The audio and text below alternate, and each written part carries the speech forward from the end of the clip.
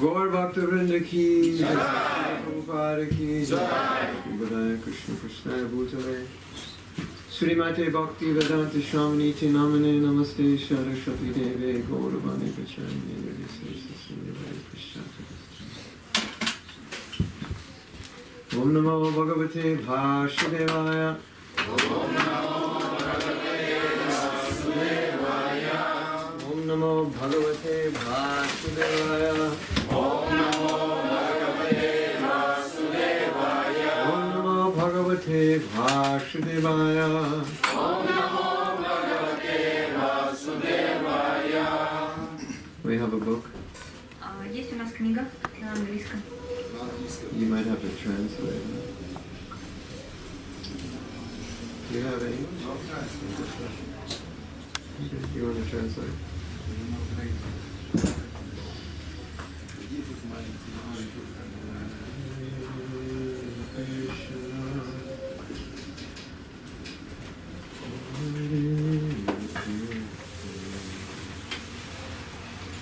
Krishna, Krishna, Hare Hare. Bhagavatam.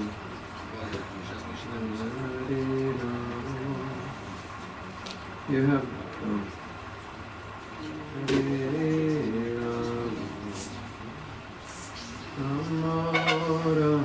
anyone have on their phone in English? А у кого-то есть может быть, на телефоне на английском Шримад Бхагаватам?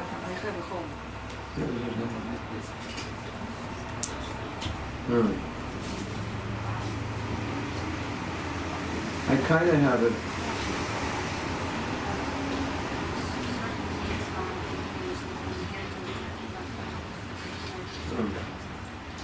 I think I have on my... Can you give me my phone? I might have it.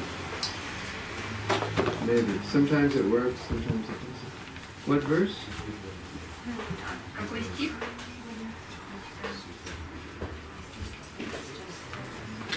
Anything? Oh.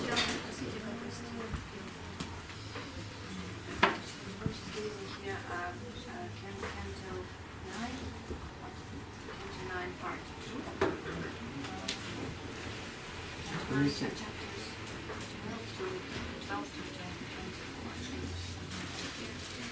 Well, this is the last class they had. А последняя лекция, на последней лекции какой был стих?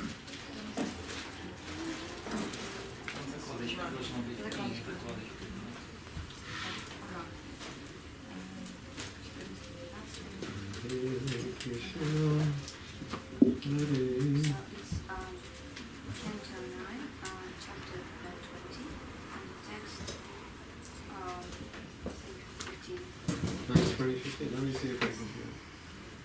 15 текст читали, да, тут захватывает 15. Так читать 15 или 16 уже? 16. 16. Text 16. 9:20:16. 9:26.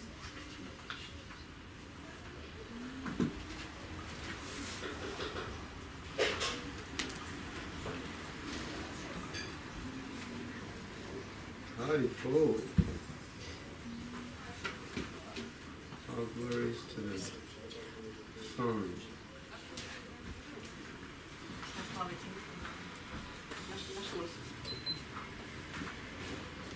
I'll chant.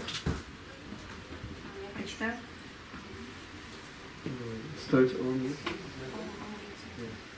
Om iti ukte yatat dharman upayeme shakuntalam Gandharva vidhina raja deshakala vidhanavit.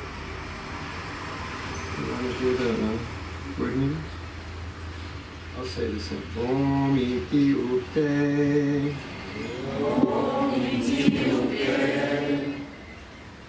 Om iti ukte yatat dharman upayeme. No. Word names. Synonyms. Yeah. Омичуте, произнеся ведическую пранаву, призвав верховную личность Бога в свидетель. I say Om iti ukte and you read that. I say pranava and you read that. Om iti ukte, you read this. Произнеся ведическую пранаву. And you repeat. Произнеся ведическую пранаву. Pranava. Призвав верховную личность Бога в свидетели. Призвав верховную личность Бога в свидетели. Yata dharmam. В соответствии с принципами религии. В соответствии с принципами религии. Нараяна становится свидетелем даже обыкновенного брака, если он заключен по правилам религии. Нараяна становится свидетелем даже обыкновенного брака, если он заключен по правилам религии. Upayame. Взял в жены. Shakuntalam. Шакунталу. Gandharva vidhina. По правилам Гандхарвов, не нарушая религиозных принципов. Не нарушая религиозных принципов. Раджа. Махараджа Душманта. Deshakala vidhanavit. В совершенстве знающий, как исполнять свои обязанности в соответствии со временем, местом и обстоятельствами. Совершенстве знающий, как исполнять свои обязанности в соответствии с временем, местом и обстоятельствами. So, I just have to go to the bathroom for a second. You can read, and I'll come back. Махараджа Where's the toilet? The toilet? Махарадж, нужно на минутку отключиться. Покажите, пожалуйста, где.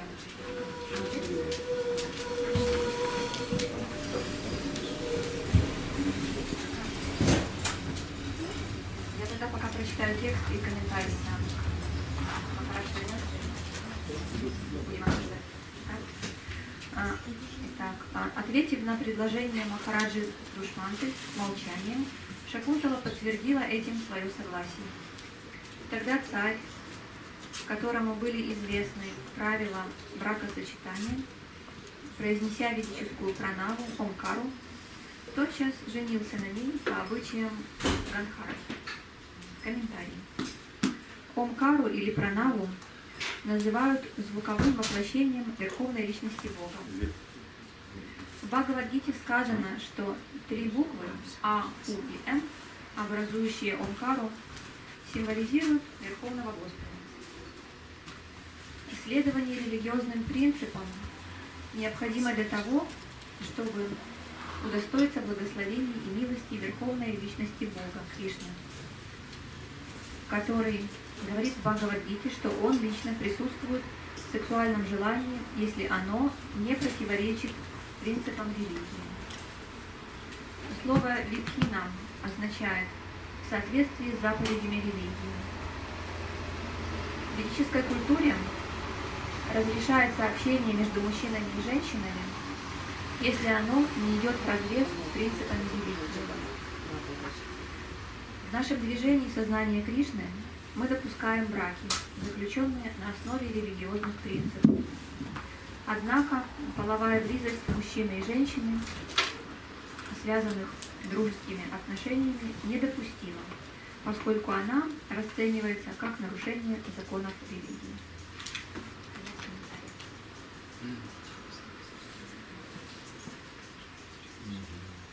Еще раз можно? Еще раз текст. Ответив на предложение Махараджи Душманты молчанием, Шакунтала подтвердила этим свое согласие.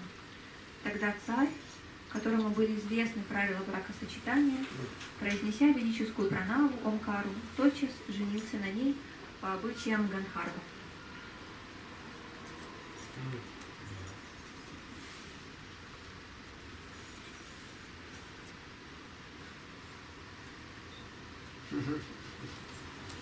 Hare Krishna.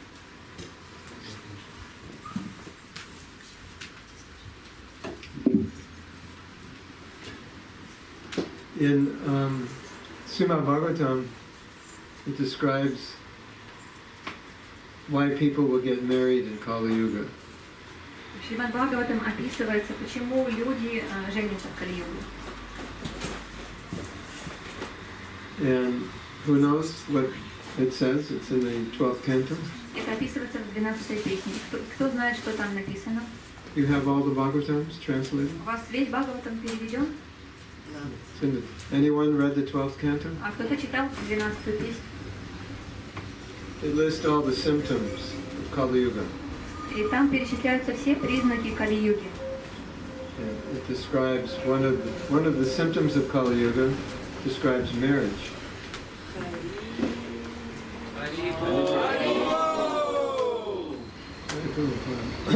И как один из признаков Кали-юги описывается брак, бракосочетание. People will get married because of who knows what. Так, люди будут жениться, выходить замуж из-за чего, кто знает.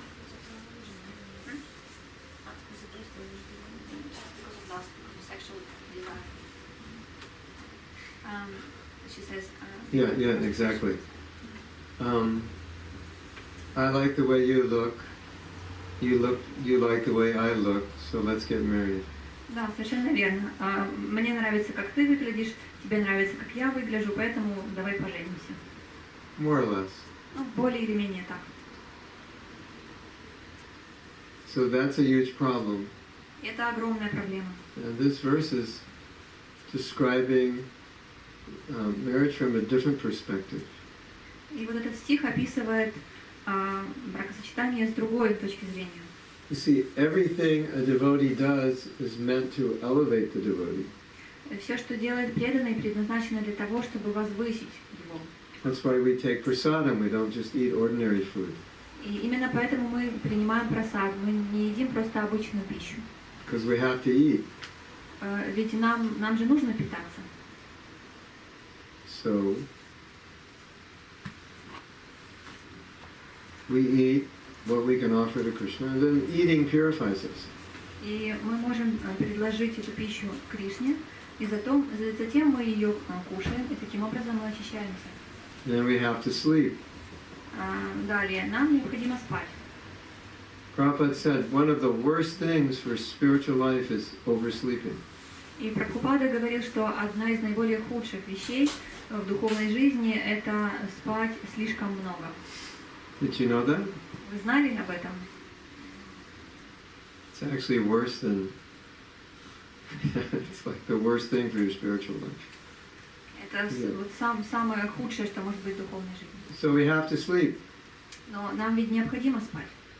So what do? И что же делать? Sleep what you need, not more than you need. Нужно спать столько, сколько это необходимо, но не более того. And men and women in this world are attracted, so we have to get married. И мужчин и женщин влечет друг к другу в этом материальном мире, поэтому необходимо жениться. In the Bhagavad Gita, Prabhupada says В Бхагавад-гите Прабхупада говорит, there's a problem. Есть проблема. Because these things are sense gratification. Eating, sleeping, mating, sense gratification. Потому что это все чувственное наслаждение. Еда, сон, совокупление – это чувственное наслаждение. So you have to take prasadam in a way that it's not sense gratification. Поэтому необходимо принимать прасад таким образом, чтобы это не было просто удовлетворением чувств. Because Prabhupada said, if you take prasadam as sense gratification, then instead of going up, you go down. Прабхупада говорит, что если вы принимаете прасад в духе чувственного наслаждения, то вместо того, чтобы возвыситься, вы наоборот идете вниз. So you take nice prasadam, you take what you need and to maintain your body, and that's why you eat, to eat enough to be strong, not to enjoy. И вы принимаете хороший прасад. Для чего? Для того, чтобы поддерживать свое тело в хорошем состоянии. То есть вы принимаете столько, сколько вам нужно, не ради чувственного наслаждения, но ради поддержания тела. Prabhupada in I think it's a Chaitanya Charitamrita said, you can fall down eating prasadam if you're basically living for Mahaprasadam. It'll be a cause of fall down. Like if you're lusting after prasadam, eating excessively, or like that, it actually could cause you to fall down. В читании Чаритамрити Прабхупада говорит о том, что даже почитание Махапрасада может привести человека к падению. В каком случае? В случае, если человек переедает, если он слишком сильно испытывает вожделение к Махапрасаду и переедает, то даже Махапрасад может привести к падению. Isn't that interesting? Разве это не любопытно? The same thing could happen with kirtan. И то же самое может произойти с киртаном. I'm singing kirtan, Я пою киртан, and I'm thinking, я думаю, all the ladies will be attracted to me because I sing like a Gandharva. поскольку я пою как Гандхарв, то женщины будут привлекаться ко мне. And then I'll have many girlfriends. И затем у меня появляется много подружек. And the more kirtans I lead, the more girlfriends I'll have.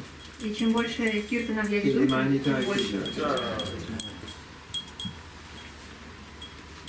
So I'm chanting to impress the girls. То есть я воспеваю для того, чтобы произвести впечатление на девушек. And the kirtan becomes the cause of me becoming sexually agitated. И тогда киртан становится причиной моего сексуального возбуждения. Да? Possible. Это возможно? I'm not saying it happens to everybody, but it can happen. Я не говорю, что это происходит со всеми, но это может произойти. So now you put a man together and a woman together. Итак, если мужчина и женщина вместе, There's two possibilities. есть два варианта. They can go up or they can go down. Они могут либо возвыситься, либо наоборот опуститься вниз. Just like you can go up or down doing anything. Right? Впрочем, как возвыситься, так или опуститься вниз, можно делая что угодно. Bhakti Sagar Maharaj, formerly Uttama Shloka, told me that when he was a young devotee, he was a big book distributor. Бхакти Расансагара Махарадж, которого раньше называли Уттама Шлока Прабху, он рассказывал о том, что когда он был молодым преданным, он распространял очень много книг.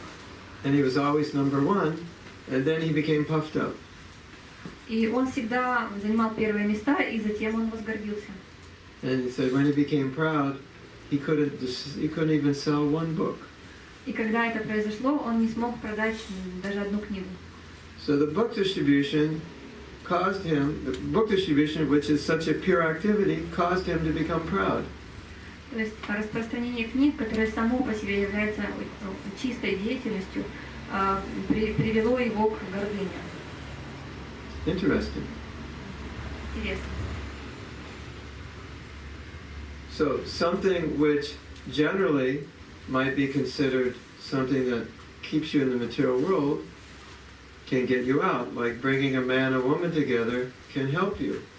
And something that gets you out of the material world, like book distribution or eating prasadam or kirtan, could actually keep you in the material world. И поэтому то, что в принципе считается, что деятельность какая-то материальная или порабощающая, в каких-то случаях она может человека возвысить, как, например, когда мужчина и женщина заключают брак. Они могут возвыситься благодаря этому. И в то же время та деятельность, которая в общем случае считается очень возвышенной, благоприятной, например, распространение книг, но при определенных обстоятельствах даже это может привести человека к падению. So the reason devotees get married is to get out of the material world, not to stay here longer. И причина, по которой преданные вступают в брак, создают семью, заключается в том, что они хотят уйти из этого материального мира, а не оставаться в нем и наслаждаться. So, because we have a body, we need some gratification of the body.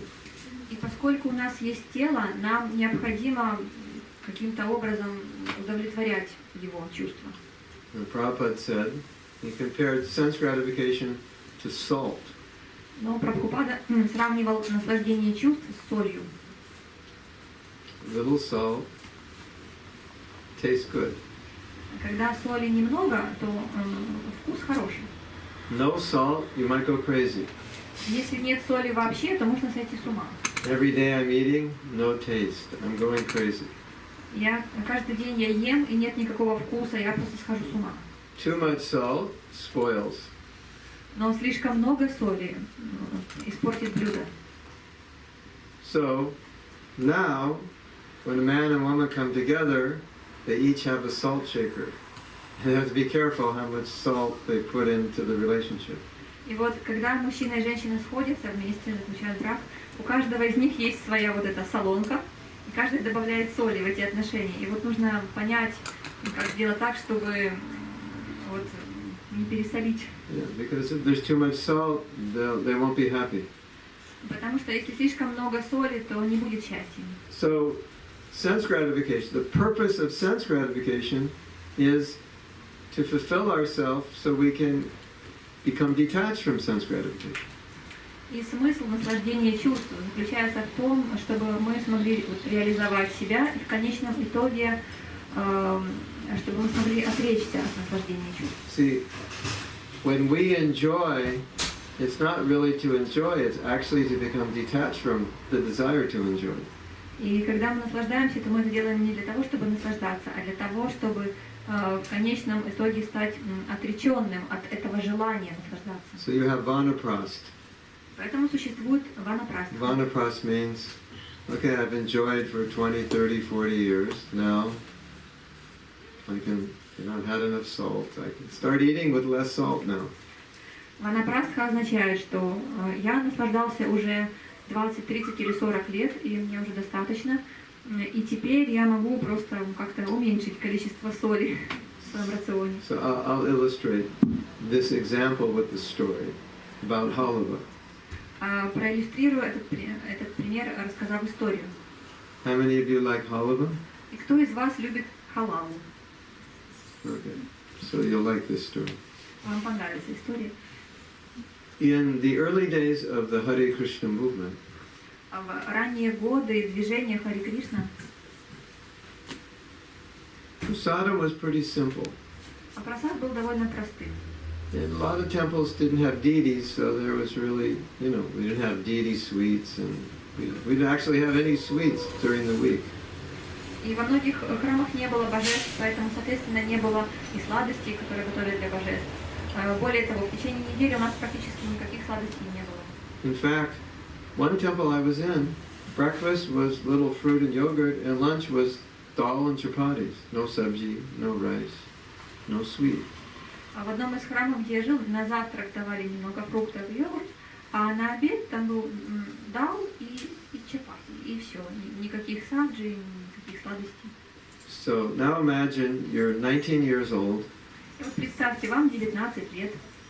The last 3 years you were a hippie, Последние 3 года вы были хиппи, doing anything you wanted, делали все, что хотели, smoking anything you wanted, курили все, что хотели,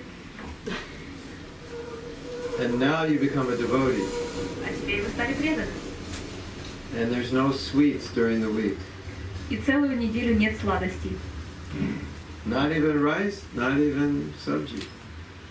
Нету даже риса или саджи. What do you think happens on the Sunday feast? Как вы думаете, что будет происходить на воскресном перу? You go crazy, Вы просто сойдете с ума. and you eat as much halava as you can. И вы будете есть так много халавы, как только сможете.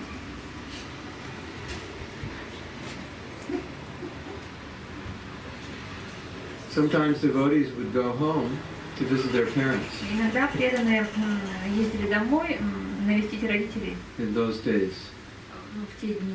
And you know what they would do when they'd go home? И что же они делали, приехав домой? Every day they would cook halava because they couldn't get it every day in the temple and they were so attached. Every day they would cook halava and eat halava. Они каждый день готовили халаву и кушали ее, потому что в храме нельзя это было кушать каждый день, этого не было, вот, но они были привязаны. So halava was like very high sense gratification for us. И для нас халава это был такой очень такой наивысший способ чувственных наслаждений. And it was very, if we could get it, it was like a drug. We would get it. И для нас это было подобно наркотику. And I remember Вот я помню, we would eat so much halava that I specifically remember at the Sunday feast, after eating, I'd always have a fever from eating too much. я помню вот, что на воскресной программе мы столько халавы кушали, что просто заболевали, просто лихорадка была от переедания. Because we were told, eat as much, eat up to here. As long as you don't vomit, keep eating. Нам просто говорили, что кушайте как можно больше, просто вот сколько влезет, просто вот пока, в общем, So I remember at the Sunday feast, my whole face was red and I had a fever. I just ate so much. Я ел так много на воскресных программах, что просто у меня лицо было полностью красным, и у меня просто повышалась температура от переедания. Because that was the only outlet for our sense gratification. Поскольку это был единственный способ как-то удовлетворить чувства. So that was 1970. Это был 1970 год. So 12 years later, I was 32 12 лет спустя, мне было 32, and I was in South Africa. я был в Южной Африке. And I spent some time with a devotee who had studied yoga in the Himalayas. Я провел какое-то время с преданными, которые изучали йогу в Гималаях. And he knew a lot about health. И они очень много узнали о здоровом образе жизни. And he said, don't eat this, don't eat that, don't eat this, don't eat that. И вот они говорили, не ешь того, не ешь этого, не ешь того, этого. And one of the things he said is not good for you, and you'll be very sorry to hear this, is sugar. И одна из вещей, которые не полезны для здоровья, я, конечно, понимаю, что это тяжело будет слышать, вот, но это сахар. You like sugar? Вам нравится сахар?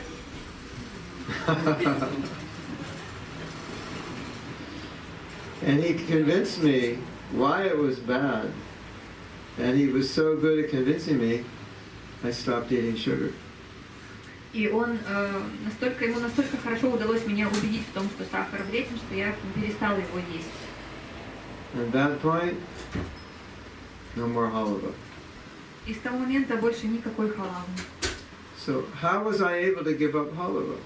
И как же я смог отказаться от халавы? And practically since 1981, it's like I hardly ever eat halava. I don't cook it, and if it's being served out, I usually don't eat it. Вот с 81 года я практически не ем халаву. Я сам ее не готовлю, и когда ее раздают, то я практически никогда ее не беру. I took halava vanaprastha. Я принял ванапрастху в отношении халавы. So marriage is like halava. Так вот, семейные отношения — это как халава. You have to satisfy yourself, Нужно как-то себя удовлетворить. but not like the brahmacharis at the Sunday feast. You have to eat less. Но не так, как брахмачари на воскресном пиру. Нужно кушать поменьше. And then someday, when you're older, you'll say, okay, I've had enough halava. I don't eat any more halava. I'm fine. И в какой-то момент, когда вы уже будете в возрасте, вы сможете сказать: ну, я достаточно халавы съел в своей жизни, и я уже больше не хочу. So I had a nice house, had a nice car, had nice children, had a nice wife, so many things. But now I'm 60 years old, so I've had enough. I've had it. I can't let it go. У меня был хороший дом, хорошая машина, хорошие дети, хорошая жена. У меня все это было, но теперь мне 60 лет, и, в общем-то, теперь я могу все это отпустить. And together, my wife and I, or my husband and I, we have grown in Krishna consciousness. We have grown together. И мы, человек думает, мы с женой вместе выросли в сознании Кришны. So the purpose of marriage is to grow in Krishna consciousness. It's not sense gratification. И вот смысл брака не в чувственных наслаждениях, а в том, чтобы вместе вырасти в сознании Кришны. But most of us require some salt. Но большинству из нас требуется соль. But if you eat too much salt, you ruin the subject.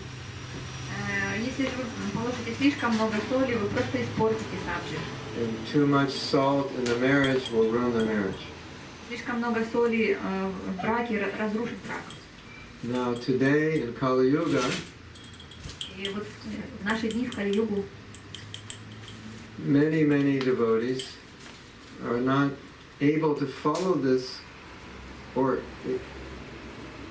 they're making decisions on marriage which is not based on understanding this clearly.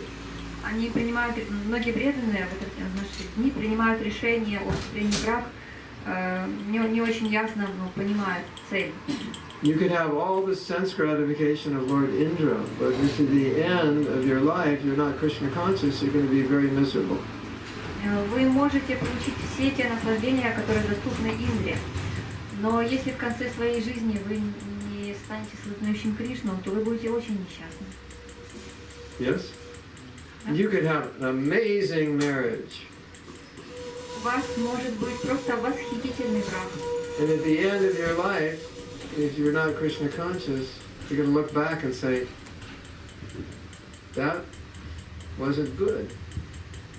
Но тогда в конце жизни, если вы не будете в сознании Кришны, оглядываясь назад на свою жизнь, вы скажете, что это что-то не то.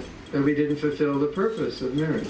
Мы не достигли цели семейной жизни. If we don't have a good relationship, then we don't feel happy, of course. Конечно же, если в семье нет хороших отношений, то мы не чувствуем себя счастливыми. But even if you don't have the best relationship, but somehow or other together you become Krishna conscious, at the end of your life, you'll be happy.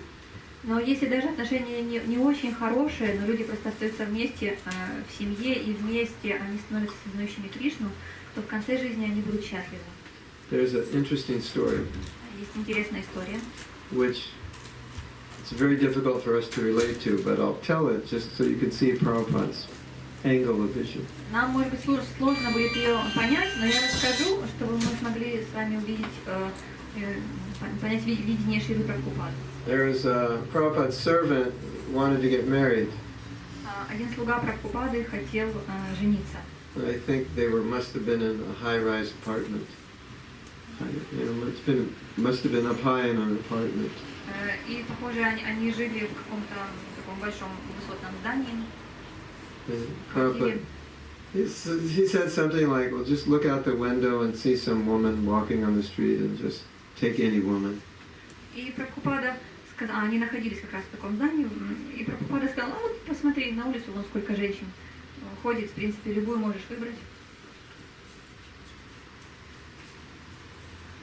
So, it seemed like what Prabhupada was saying, the purpose of marriage is to come together, be Krishna conscious. It's not about sense gratification. So, either this woman, that man, this woman, that man, just be Krishna conscious, everything's good. То есть Прабхупада хотел сказать, что смысл брака в том, чтобы вместе стать сознающими Кришну, поэтому не имеет такого уж большого значения, какую именно женщину мужчина выберет себе в жены. Then Prabhupada said something.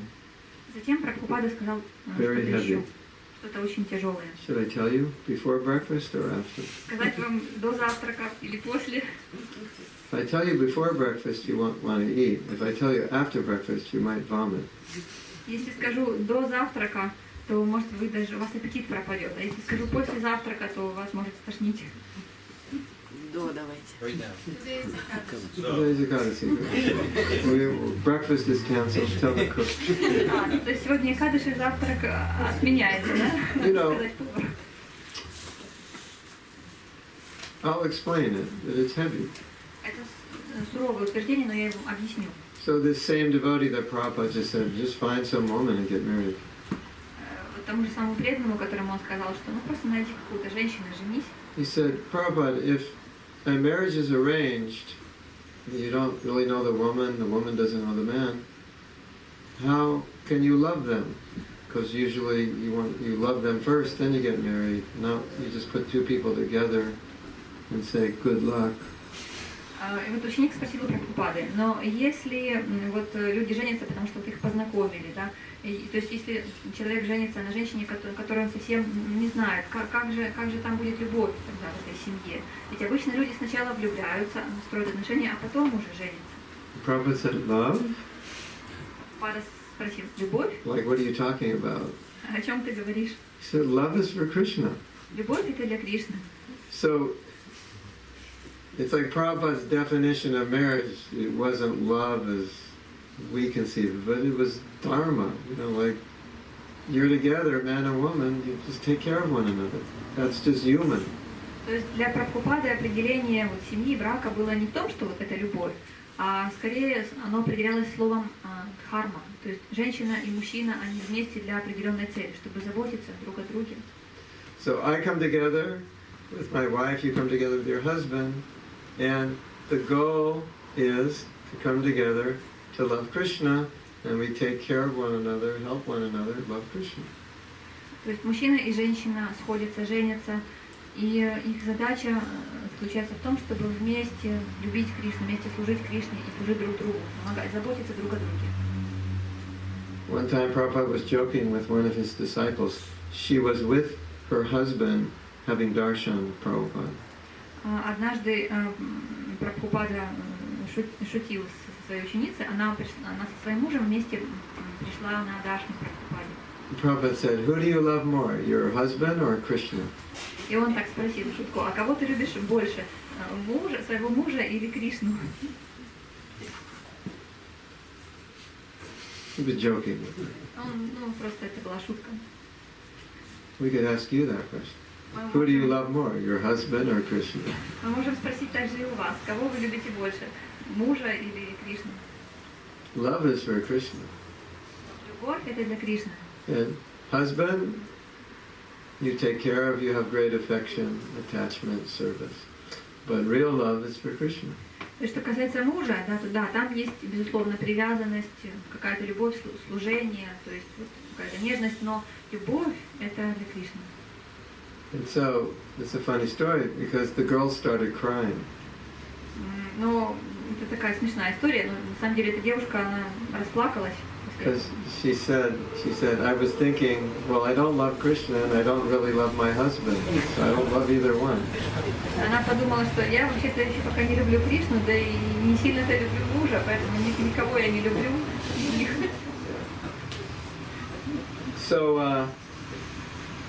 I'll tell you some stories about marriage in the early 70s in the Hare Krishna movement. Я расскажу историю о том, как преданные женились, выходили замуж в начале 70-х. This is kind of how it worked. Это то, как это все происходило. You join the movement, and immediately, if you're a man, you'd put on saffron. Вот вы присоединяетесь к движению, и если вы мужчина, сразу на вас надевают шафран. Brahmachari. Ah. Брахмачари. Ah. Yes? Суровый Brahmachari. And then one day, some beautiful bhaktin would join. И вот в один прекрасный день к движению присоединяется прекрасная бхактин. And as soon as she'd walk in the temple, your dhoti would fade from saffron to white. И как только она заходит в храм, как-то так, цвет вашей одежды сразу же меняется на белый. And the next day you'd pay obeisances at her lotus feet and say, will you marry me? На следующий день вы предлагаете свои поклоны ее лотосным стопам и спрашиваете, ты выйдешь за меня замуж? So obviously the whole relationship was based on sense gratification. То есть, очевидно, эти взаимоотношения основывались на наслаждении чувств. And you have an illusion of how you're going to be happy and chanting Hare Krishna, and your wife's going to bring you nice prasadam, and everything's going to be perfect. И вот вы находитесь в такой иллюзии, вы думаете, что все будет прекрасно, я буду повторять Харе Кришна, а жена будет приносить мне прекрасный прасад. But later you find out it wasn't exactly the way you pictured it. А в какой-то момент вы потом понимаете, что все происходит несколько не так, как вы себе это представляли.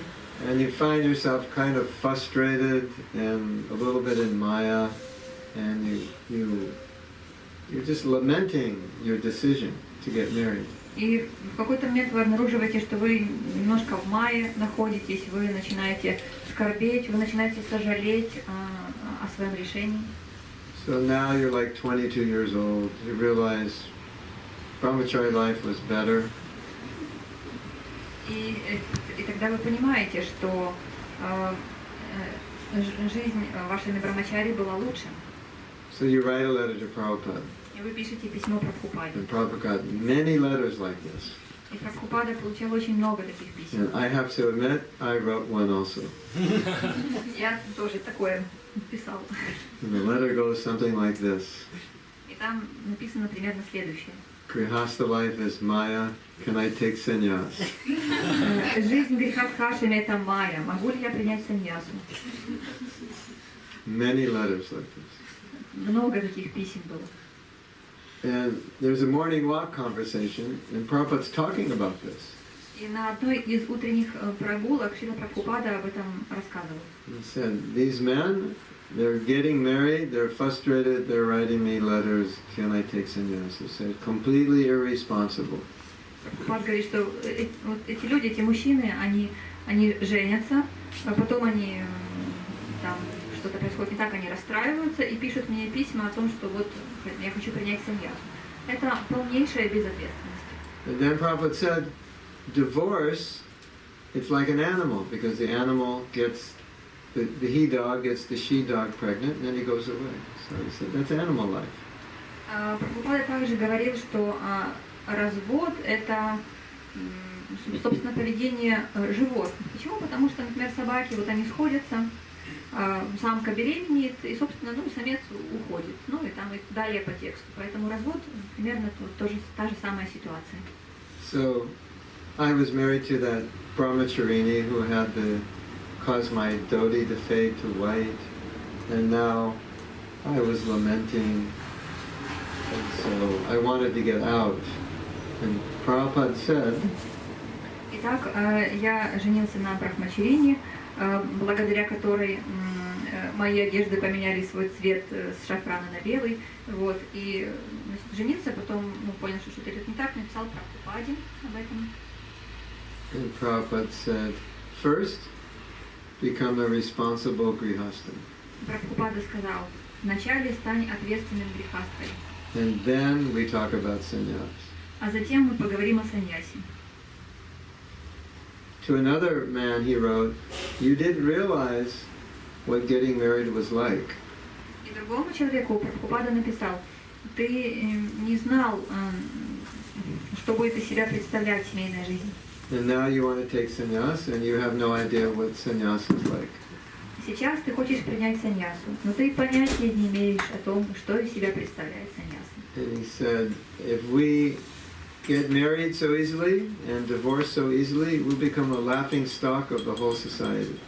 И если Прабхупада также говорил, что если мы будем так легко жениться и потом так же легко разводиться, то для общества мы просто станем посмешищем. You understand laughing stock? People will look at us and say, look at these people, they're useless. Люди будут смотреть и говорить, посмотрите на этих людей, они же бесполезны. So in these letters where devotees were having difficulty in marriage, Prabhupada would say, that's normal. И вот когда Прабхупада получал такие письма от преданных, что, о том, что вот сложно в семейной жизни. If you take a boat across the Atlantic Ocean, you know, it's normal, sometimes the sea gets rough. Он говорил, что да, это нормально. Подобно тому, как в Атлантическом океане есть волны, они поднимаются, это нормально. But don't jump off the boat. Но просто не нужно выпрыгивать из лодки. So, you know, we entered marriage thinking, oh, this bhaktin is beautiful, and I will enjoy with her. And it wasn't the way we thought, and we got frustrated. And Prabhupada was trying to help us understand the purpose of marriage is not sense gratification, it's to be responsible and work together to be Krishna conscious. И вот мы хотим жениться, думая, что эта бхактин очень красивая, и поэтому я буду с ней наслаждаться.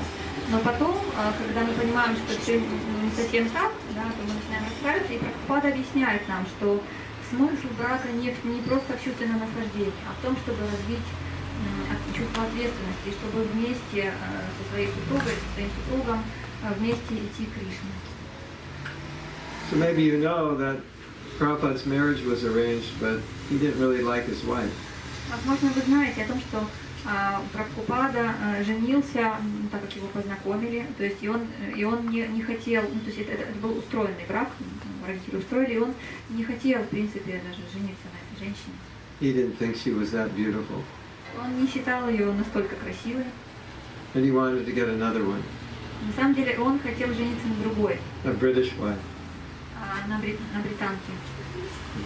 Prabhupada said, I wanted a British wife and we'd have white children. White children. Тогда были бы белые дети, если бы женился на британке. And he said, his father said, no, it's okay. You don't see her as beautiful. He said, then you'll always see Krishna as beautiful. Но отец сказал Прабхупаде, это хорошо, что ты не считаешь ее слишком красивой, потому что в этом случае ты всегда будешь считать красивым Кришну. In other words, he wasn't evaluating the success of the marriage on how much sense gratification you get, but how Krishna conscious you become. Другими словами, успех брака оценивается не тем, сколько чувственных наслаждений он даст, а тем, сколько сознания Кришны даст эта семья. So that's the criteria. Таков критерий. If you're married or you're going to get married, that's the criteria of a successful marriage. И если вы женаты, замужем, либо собираетесь вступить в брак, то нужно знать, что таков критерий успешного брака. So of course, there is halava in the marriage. Конечно же, в браке есть также и своя халава. We can't deny that marriage is not about halava. Мы не можем отрицать этого. Наличие халавы в браке. You have to control how much you eat. Однако же необходимо контролировать количество, сколько Don't вы съедаете. spend all day making halava. И не следует целый день, в общем, готовить халаву или там кушать And халаву. it's not only about halava, it's also about Kerala. You know Kerala? Bitter melon? Marriage is also about Kerala, but sometimes it's bitter. Но в браке ведь не только халава, там также иногда бывает горькая карелла, такая горькая дыня. You agree? То есть в браке есть и то, и другое. You know Kerala? Вы когда-то пробовали кареллу? It's very, very bitter. Это очень горько. Очень горький овощ. It's called bitter melon. Называется горькая дыня. So marriage is not just halava, sometimes it's bitter melon. Вот, поэтому в браке есть не только халава, иногда там также горькая дыня бывает. So Prabhupada's point was, when it's bitter melon, don't jump off the boat. Вот Прабхупад говорит, что когда приходит время горькой дыни, не нужно выпрыгивать из лодки сразу же. If you're responsible, Если вы ответственны, if you do it right, then when you're older, you'll have fulfilled your material desires. You'll be very renounced. и если вы делаете все правильно и вы ответственны, то тогда с возрастом вы легко сможете отречься, так как вы достигнете реализации всех своих желаний. And if you do it wrong, then you want to get divorced, and then you want to get married again. Если же вы поступаете неправильно, то вы хотите развестись и жениться вновь. You want to trade in the old car for the new car. Хотите обменять старую машину на новую. My wife's getting old, Моя жена постарела, стареет. not so sweet anymore. Уже больше не такая красивая. Let me get a new one, younger. Дай-ка я возьму себе новую, молодую. So that's the nature of passion. Это природа страсти. So whatever Krishna gives you, you accept and you work together to be Krishna conscious. То, что Кришна дал, вам нужно это принять и вместе, работать вместе, сотрудничать, чтобы становиться сознающими Кришну. Is that okay? Whether it's okay or not, it's okay. Хорошо, это нормально. Ну, нормально это или нет, не важно, но это правда. It's just the way it is. Просто ситуация именно такова. Yes. So you have any questions? Есть ли вопросы? Yes, sir. По аналогии не выпрыгивать из лодки, если штормит, предполагается, что если мы выпрыгнем из лодки, мы утонем. Вот насчет развода, то есть смысл в том, что если человек разводится, то у него будет больше проблем, чем в этой, скажем, надоедливой семейной жизни, из которой он хочет уйти. So the question is, in this analogy with the boat, of course, if it's a boat on the sea and we jump out of it, we will drown. But as for family life, what will happen if a person gets divorced? What will happen? Does it mean that when a person gets divorced, his life will be even worse than in the family life? Well, first principle is we should avoid it as far as possible because Prabhupada didn't want us to do it. Итак, первый принцип заключается в том, что мы должны избегать этого, насколько это возможно, потому что Прабхупада так и говорит.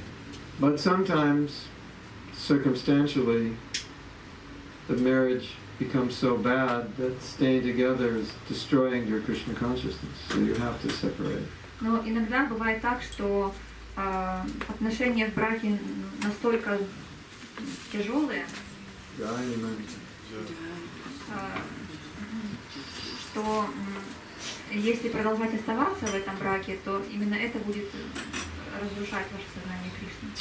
Or sometimes the couple becomes detached and they just feel like they'd rather separate. И иногда мужчина и женщина в семье, они становятся как бы отреченными друг от друга, и они чувствуют желание расстаться. Which sometimes is okay if they don't have children and they're very advanced. Иногда это нормально, если у них нет детей, и они очень продвинутые.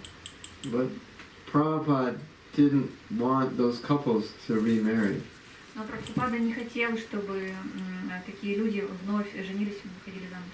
But then sometimes a woman or a man was having difficulty after the divorce because the marriage didn't work and they needed to be married, so Prabhupada didn't encourage it, but he would allow it.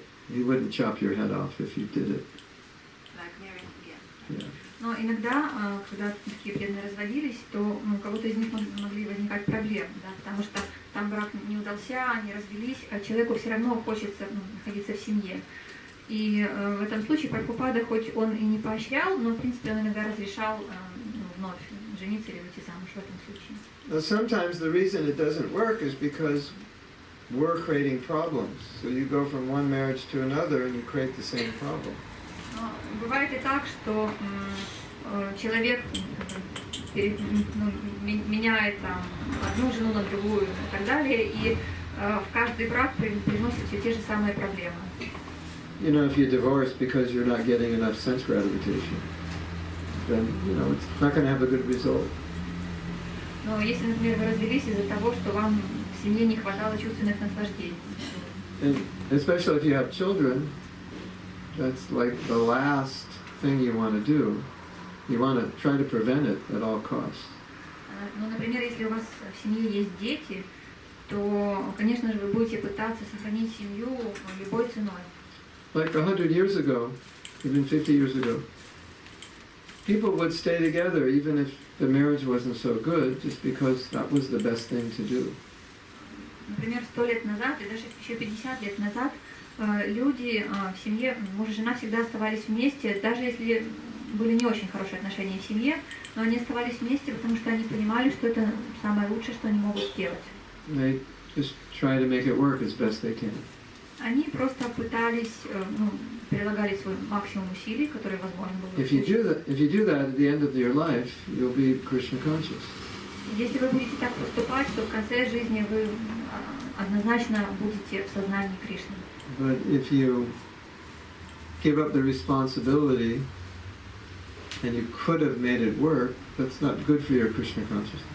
Однако же, если вы откажетесь от ответственности, и при этом ситуация такая, что в принципе это было в ваших силах, да, что-то исправить, то тогда это будет нехорошо для развития вашего сознания Кришны. I had a god sister, and she came to Krishna consciousness with her husband, but later on she divorced and then she married again. Вот у меня была духовная сестра, она пришла в сознание Кришны, она была замужем, но потом они развелись, и она опять вышла замуж повторно. And she married someone who was favorable to Krishna consciousness, but he wasn't a practicing devotee. Она вышла замуж за человека, который не был практикующим преданным, но он хорошо относился к сознанию Кришны. So her first husband, he was dying of cancer, and she brought him to Vrindavan to be with him, to take care of him. И когда ее первый муж умирал от рака, она привезла его во Вриндаван, чтобы заботиться о нем там. She felt that was the right thing to do. Она почувствовала, что это будет правильно. And I was in Vrindavan when that happened. I was there. Махарадж был во Вриндаване, когда это произошло. And after she died, she had a reflection. Yeah, after he died, she started reflecting. И после того, как он оставил тело, она принялась размышлять. And she said, I should have just stayed with him. И она сказала, мне следовало все-таки остаться с ним. So I think she was feeling, from a dharmic point of view, it would have been better to have stayed. From a sense gratification point of view, it was better to leave. And she was lamenting somewhat that she made the wrong decision. И она поняла, что с точки зрения дхармы лучше было бы остаться с этим первым мужем, не разводиться. Хотя с точки зрения наслаждения чувств, конечно же, лучше было бы развестись. Not that she wasn't happy with her present husband and situation, she was. И не то, чтобы она была недовольна своим мужем вторым, да, и ситуацией в семье. Она была довольна. But I could see internally she felt like maybe she was regretting and thinking this was a better decision. Но внутренне чувствовала, что она чувствовала, что это было, может быть, не самым лучшим, можно было более правильное решение принять. And then something happened about 7 years ago. Где-то лет 7 тому назад кое-что произошло. She's like super strong, super healthy. Она очень сильная, очень здоровая. You know, she's twice your age and could work twice as hard as all of you. И она в 2 раза старше вас всех, а работать она может раза в 2 больше, чем вы. Very healthy diet. У нее очень такая диета полезная для здоровья. Taking lots of herbs. Lots of herbs. Medicines, natural medicines. Она принимает лекарства, ну, такие на травах только. And then she got cancer. She got cancer. И вот она заболела раком. So it's possible that conflict within her actually caused it. И надо полагать, что причиной этого послужил некий конфликт внутри нее. I can't say, but she lived a healthy lifestyle. Ну, потому что внешне она вела очень здоровый образ жизни. But I could say, when I talked to her, I could see she was regretting that she left him. Когда я поговорил с ней, я понял, что она сожалеет о том, что она оставила его. So what we're saying is there's a happiness that comes from Dharma that is greater than the happiness that comes from material pleasure or sense gratification. То есть мы говорим о том, что счастье, которое приходит в результате выполнения своей дхармы, оно гораздо выше, чем счастье, приходящее от наслаждения чувств. Like many of you are young. Многие из вас молоды. So when you're my age, if you're still together, you'll be like powerful examples for all the young devotees. И когда вы достигнете возраста Махараджа, и при этом вы сохраните семью, то вы будете очень могущественным примером для молодого поколения. And you'll have 40 or 5 years of experience to share with all the new devotees about how to be good grihastas. И тогда к тому моменту у вас уже будет 30-летний или 40-летний опыт жизни в грихастха-ашраме, которым вы сможете поделиться с молодыми людьми. But if everyone's getting divorced and remarried, doesn't set a good example. Но если же люди все время разводятся и снова женятся, то тогда это не очень хороший пример. So basically, Prabhupada wanted us to be responsible and just, work out the problems, no matter what. Просто Прабхупада хотел, чтобы мы были ответственными и чтобы мы решали проблемы, которые появляются, чего бы нам это ни стоило. So a big issue with Prabhupada was that we were irresponsible. И вот большая проблема была в том, что мы были безответственными. Yeah, if I leave my wife, take sannyas, travel and preach, I'll be happy. Если бы я оставил свою жену, принял бы саньясу, путешествовал, проповедовал, я был бы счастлив. What about my wife and kid? I'm going to leave a little boy and leave my wife so I can travel and preach and haribol with the brahmacharis. That's not responsible. Но а как же насчет моей жены и моего сына? Как будут себя чувствовать они? Да, я буду путешествовать с брахмачарями, мне хорошо, а каково будет им? And many of those sannyasis gave up their sannyas and got married again. И многие из этих саньяси, они оставили саньясу и вновь женились. What's the point? Так какой же смысл? Or some started out as sannyas, were never married, and then got married later. Либо же люди получают саньясу, при том, что у них до этого не было семейной жизни. Потом они бросают саньясу и женятся. So, you understand? Вы понимаете. Okay. Any other questions? Еще вопросы? Yes. А нужна ли взаимная симпатия или совместимость характеров для вайшнавов, которые хотят вступить в брак?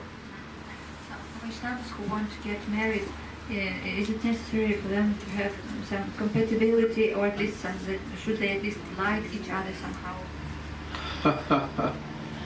Back in the early days, one GBC said, better to marry someone you don't like, because the marriage will be really bad, and you'll become detached. And all those couples got divorced. Те ранние годы, and he was a sannyasi, so what did he know? Один саньяси, в те ранние годы, один саньяси проповедовал буквально следующее, что если люди хотят пожениться, то нужно выбирать того, кто вообще не нравится, вообще, никак. Почему? Потому что тогда в семье все будет очень плохо, и человек может очень быстро отречься, прийти к Кришне. Вот. Но однако все, кто женились таким образом, они все разводились потом. I kind of see Это говорил саньяси, а что саньяси знает о браке? he realized his mistake. Now he preaches the opposite now. А потом этот саньяси понял свою ошибку, и сейчас он говорит совершенно другие вещи, полностью противоположные. The more differences there are, the more chance there is for conflict. Чем больше между людьми несовместимости, тем больше будет конфликта возникать. You know, compatibility means you think alike, even without words. You know what you're thinking.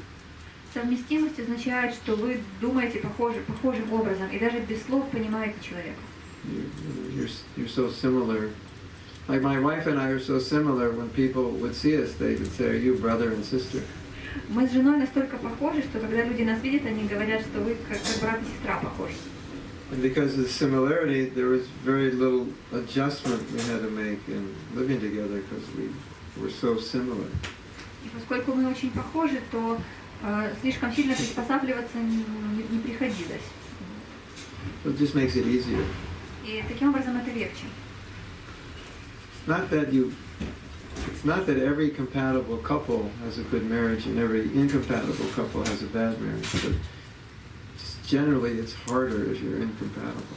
Это, конечно, не означает, что у каждой совместимой пары будет хороший брак, а у каждой несовместимой пары будет плохой брак. Не всегда так, но в целом так. If you take a compatible couple and a crazy guy who wants to take sannyas, they'll have a horrible marriage. Если взять какую-то совместимую пару, но там будет какой-то безумный мужчина, который хочет принять саньясу, да, то тогда этот брак будет тяжело в браке с таким людям. Or you take a compatible couple, but the man's a brahmachari and he'd rather be a brahmachari, but he really can't do it, so the only option is to get married, but half his mind's still in the brahmachari ashram. Then it's not going to work, even though they're compatible. Или, например, если мужчина и женщина совместимы, но при этом мужчина это брахмачари, который вообще хочет быть брахмачари, он не хочет жениться, но он вынужден там, потому что тяжело, вот, и он как бы женится, но все равно он где-то там, он не в семье, он где-то там, летает с брахмачаряшами. Тогда тоже будет тяжело в такой семье. Ladies, don't marry a man fresh out of the brahmachari ashram. He has to be deprogrammed first. He has to have a deprogramming period. Матаджи, не выходите замуж за мужчину, который только вот вышел из брахмачари ашрама. Ему нужно пройти какой-то адаптационный период, какое-то депрограммирование перед тем, как он вступит в семейную жизнь. Yeah. Send him to me for 3 weeks of deprogramming. Отправьте этого человека вот к Махараджу на 3 недели на программу на депрограммирование. Actually, we can just start a Ukrainian deprogramming brahmachari camp. На самом деле мы можем просто даже основать такой вот лагерь депрограммирования брахмачари в Украине. Because if you marry a man who thinks women are stupid, grihastha life is a deep, dark well, and it's only for like the most fallen, and he's so unfortunate that he can't remain brahmachari, you're going to have a tough marriage. Потому что если вы выйдете замуж за мужчину, который считает, что женщины глупы, семейная жизнь – это темный колодец, и это только, грехастхашам – это только для самых падших, и я настолько несчастен, что я в это все дело влип. То есть, если мужчина будет думать таким образом, и он женится, то, конечно же, в этом браке будет очень-очень тяжело. He might even say something like, you know, if you weren't born, I'd still be a brahmachari. It's all your fault. Он может даже сказать своей жене, ты знаешь, если бы ты не родилась, я бы был брахмачари, так что ты во всем виноват. Yes? You have that experience? Есть такое? Вот то, что сказал, как бы то же самое.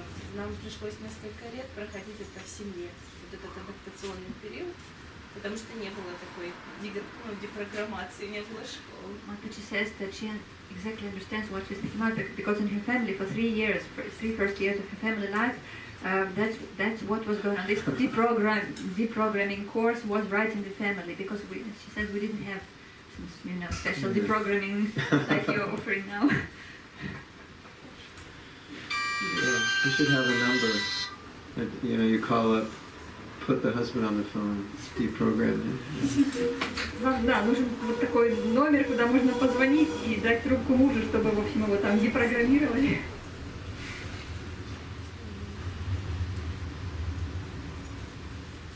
It's true.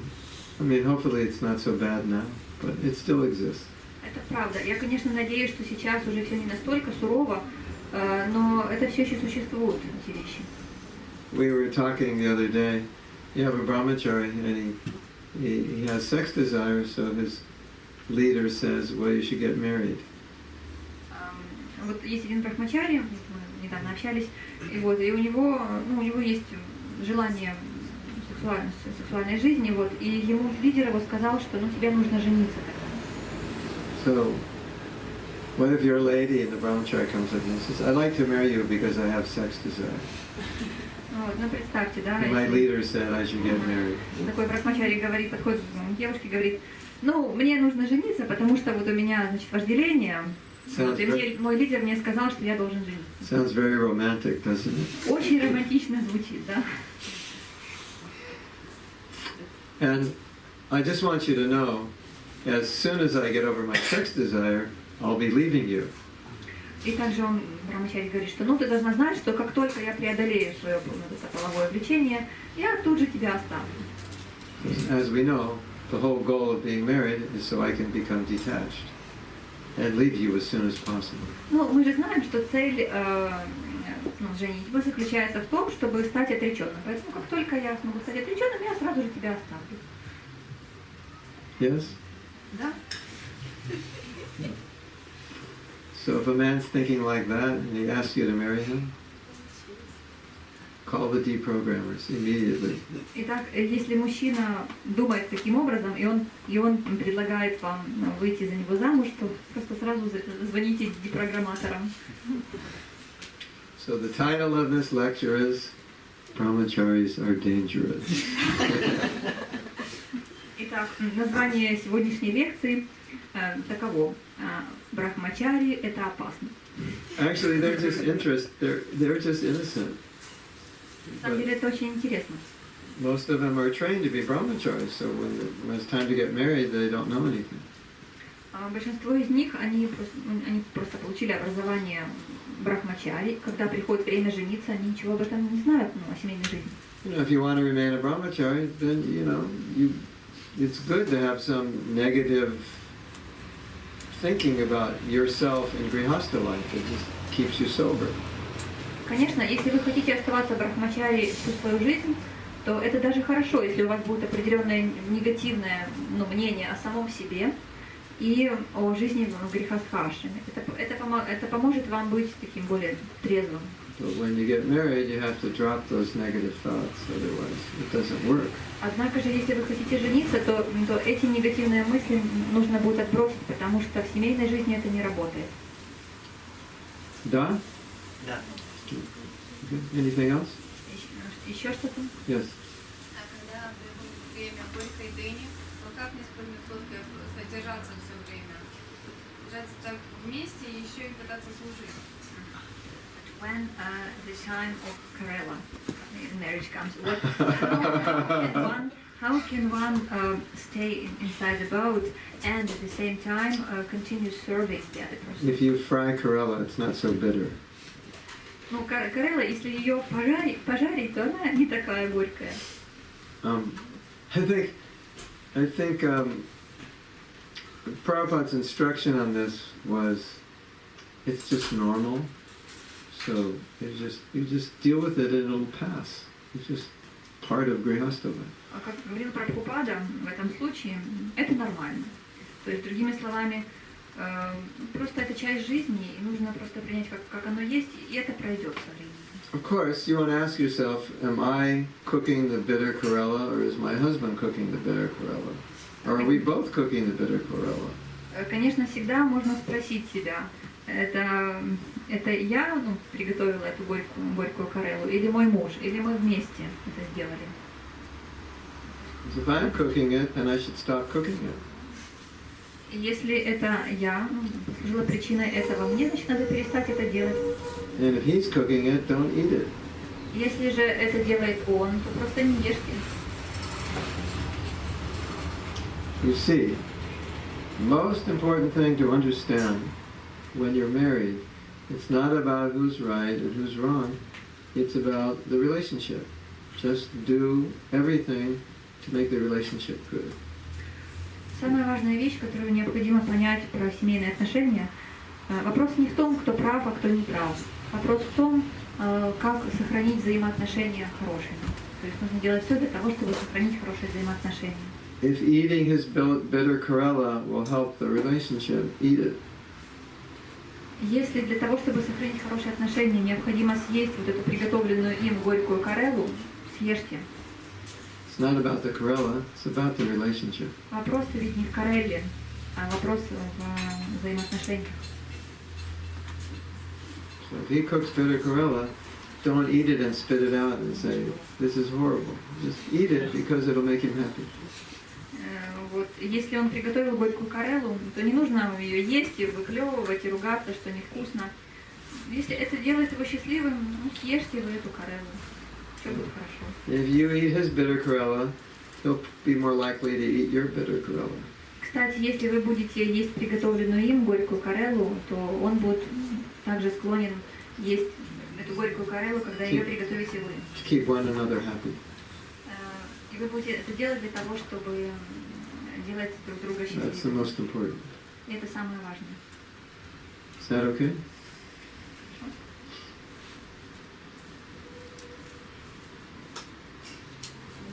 Jagannath Das. Как вы выбирали себе жену? How did you choose your wife? She chose me. Она выбрала меня. When I saw my wife, I didn't want to get married. I'd already been married, so I was not planning to get married again.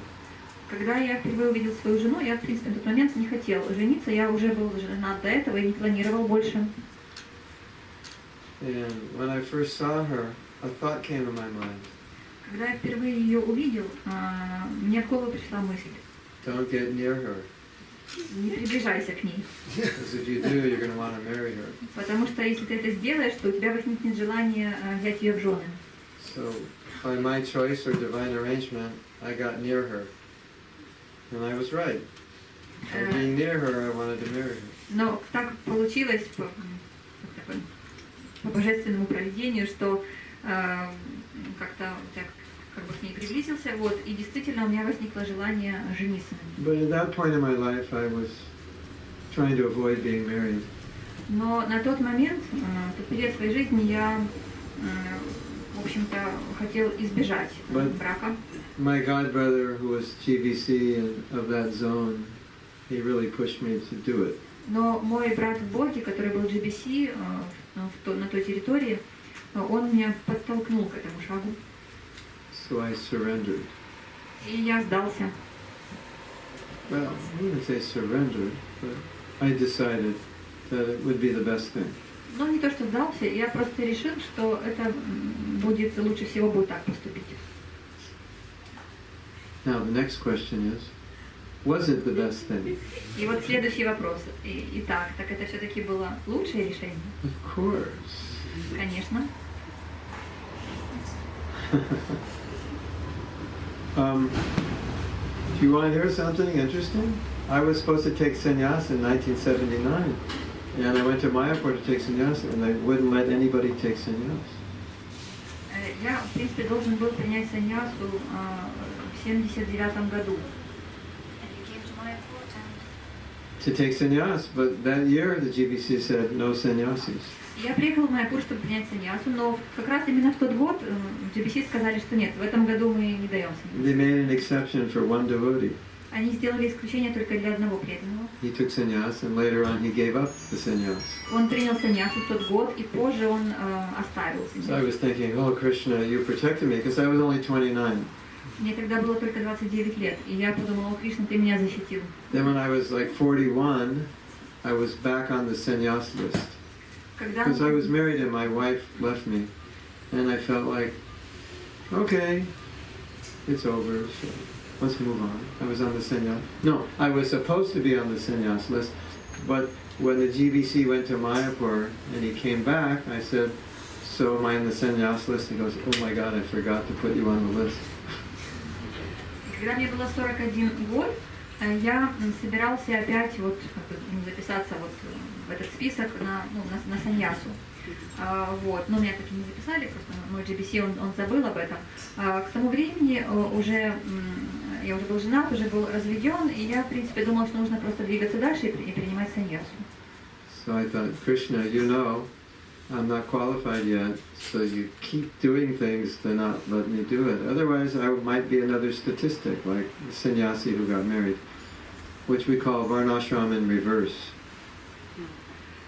На самом деле это Кришна меня защитил, потому что Кришна понимала, что я еще не готов для этого. И он так все устроил, что я даже в те списки не попал. Потому что иначе, если бы я принял саньясу, возможно, я пополнил бы списки тех людей, которые приняли саньясу и потом опять женились. Это то, что мы называем обратная варнашрама. And I think as a guru it's good because if I'm preaching to grihastas, I've lived the life they're living, so I understand it. И так как я проповедую грехастхам, то, собственно, я живу той жизнью, которой и они живут. И, то есть, сейчас мы друг друга понимаем с ними.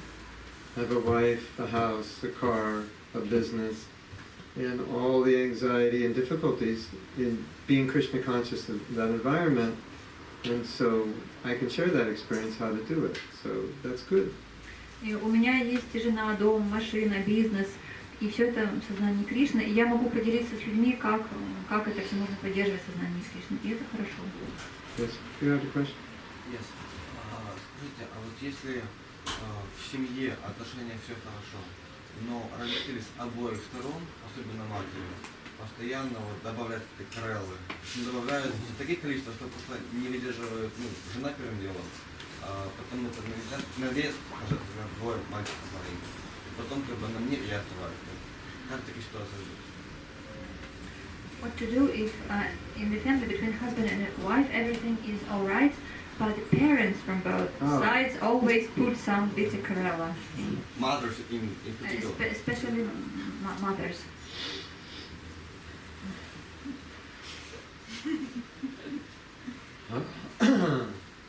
It affects children. It affects my wife, my children, and then me.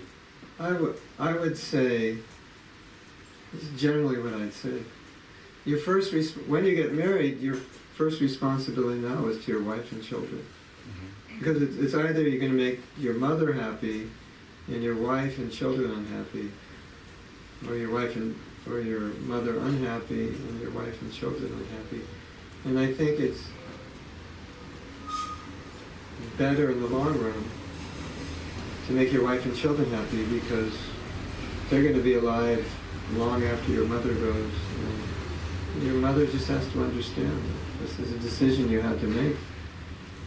And what I'm seeing is, in the beginning, the mothers will have a hard time, but they'll adapt because they still want to be connected, and they can only be connected if they act in a way that's suitable to not disturb everybody. And if they disturb, you just let them know. Когда человек женится, его главная задача в том, чтобы, его главная ответственность, это ответственность перед женой и детьми, и сделать их счастливыми. То есть, если стоит выбор, что нужно либо сделать счастливой маму, либо сделать счастливыми жену и детей, то понятно, что нужно выбирать жену и детей. Вот. Почему мамы так себя ведут в этой ситуации? Это потому, что они хотят продолжать контролировать, продолжать быть, скажем так, на связи. Но они должны понять, что если они будут это делать таким негативным образом, то их просто, от них просто будут отстраняться. И со временем, в первые годы это может быть очень тяжело, они могут так пытаться контролировать, но со временем они могут это все понять правильно и так немножко занять такую более правильную позицию. Но жена и дети — первый приоритет. My experience, if it gets to the point where your wife is in a lot of anxiety, you have to, and she can't adjust, you have to do something. That's your duty. Мой опыт таков, что если жена очень сильно беспокоится и невозможно к этому всему приспособиться, то нужно принимать какие-то меры, чтобы решить этот вопрос. Какие, например? What measures should be taken to solve this problem? Explain it. Объяснить это. And explain that as best you can, that it's creating problems and that we have to create some boundaries. То есть, насколько можно лучше объяснить, что вот если какие-то, что создаются проблемы, и что нам мы будем вынуждены какие-то свои границы очертить. Just like when we were choosing names for our daughter, my wife was discussing with her mother. Мы когда выбирали имя для дочки, то жена обсуждала этот вопрос с мамой. So we wanted to name her Braja Sundari. Хотели назвать ее Браджа Сундари. My mother-in-law liked the Sundari, but not the Braja. А моя теща, ей нравилось имя Сундари, но Браджа не нравилось. So, speaking of so, does anybody know how to sew? This button's coming on.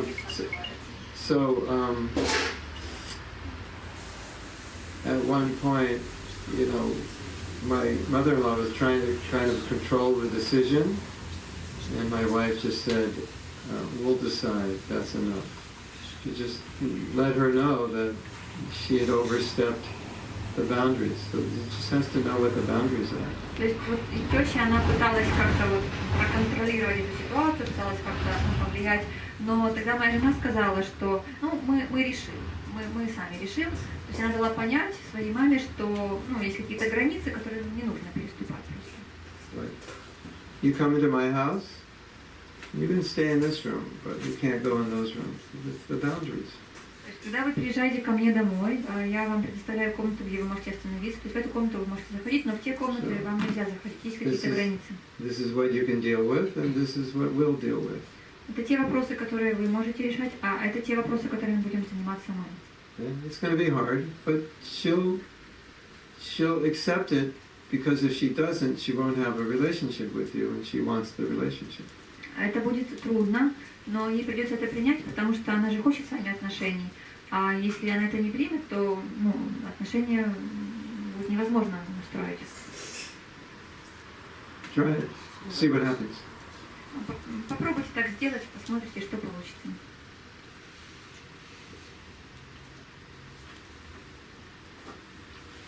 Yes. Anything else? Что-нибудь еще? Okay. Thank you very much. Большое спасибо. All glories to Srila Prabhupada. Вся слава Шриле Прабхупаде. Premanandi Hari.